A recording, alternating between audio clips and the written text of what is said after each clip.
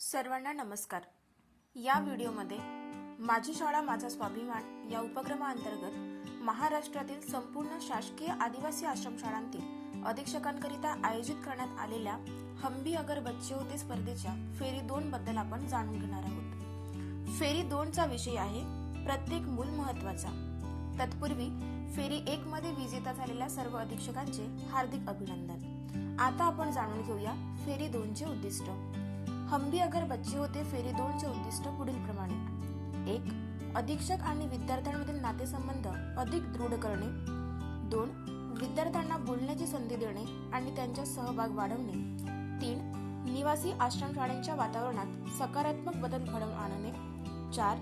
साधे आणि नियमित करता येणाऱ्या उपक्रमांना प्रोत्साहित करणे। या फेरीमध्ये फेरी 1 मध्ये विजेता ठरलेल्या 40 अधीक्षक भाग घेऊ शकतात। यामध्ये प्रत्येक विभागातून 10 अधीक्षकांचा समावेश आहे। या फेरीकरिता 15 ते 20 दिवसाचा कालावधी देण्यात येत आहे। या 40 अधीक्षकांपैकी 8 अधीक्षक प्रत्येक विभागातून 2 याप्रमाणे अंतिम निवड केली जाईल। या फेरीमध्ये एकूण 3 उपक्रमांचा समावेश आहे। त्यामध्ये स्वप्नांची भिंत, गप्पा गोष्टी वर्तुळ व जब हम बच्चे थे हे पर्याय आहेत।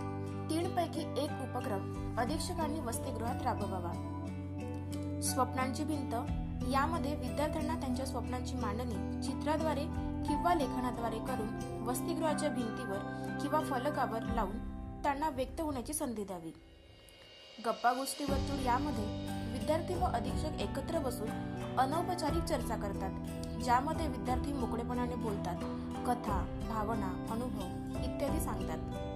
जब हम बच्चे थे यामध्ये अधीक्षक विद्यार्थ्यांसोबत स्वतःच्या बालपणाच्या गोष्टी, अनुभव शेअर करतात। सर्वात शेवटचा मुद्दा म्हणजे मूल्यांकन निकष।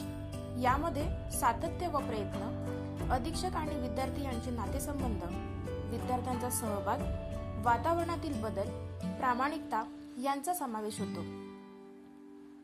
या उपक्रमाच्या यशस्वीतेकरिता हार्दिक शुभेच्छा। धन्यवाद।